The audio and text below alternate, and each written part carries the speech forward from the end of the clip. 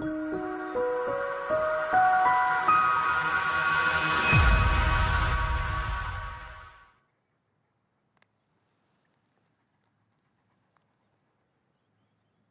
golfers, this is TPI Friday.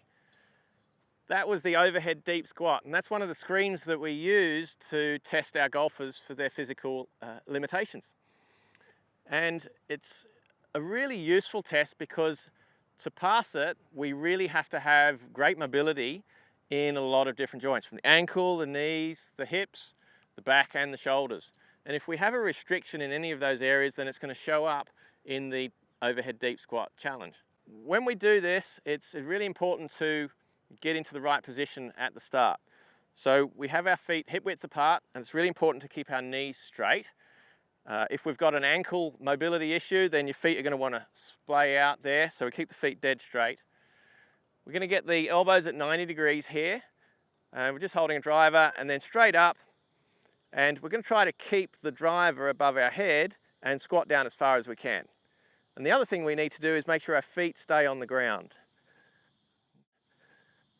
Now I'm going to do that from side on, and what a lot of us are going to want to do is come up with the heels if we've got some lower leg mobility issues there. Now if I do this, what we're trying to do is keep the club above our head and above our shoes. Now clearly you can see that I struggle to do that, and that's typically because of an upper body issue. So if someone struggles with that screen, then we go to the next section, which is to do it without the driver.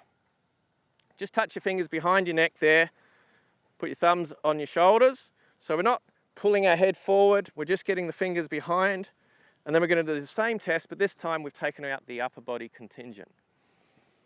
So again, squat down as low as you can, keep the feet on the ground, and what we're looking for is to get the backside below the knees there. But let's say, for argument's sake, that you weren't able to perform the second part of the test either. So you get down to here and you can only go this far. You can't get your backside down low enough. So that means that you might have ankle flexibility issues or hip flexibility issues. And we've got some other screens to test those as well.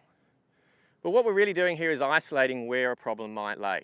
And that's what the whole idea of the screen is for, is so we can pinpoint the restrictions that we might have. This screen is used in a lot of different sports because it really does challenge a lot of parts of the body, and the golf swing is actually one of the most athletic things in sport that we could try to do. And what we see is that if someone struggles with that overhead deep squat, that screening, then it's going to affect them in the golf swing. And typically what we see is that we're going to see an early extension or a loss of posture. And nearly everybody who doesn't pass the overhead deep squat will, at some point in their swing, lose posture or early extend. And we really do see a big correlation between that screening and those swing characteristics of loss of posture. Flat shoulder turn or that early extension. And there are some tour pros out there that do early extend a little bit. I guarantee you they don't want to.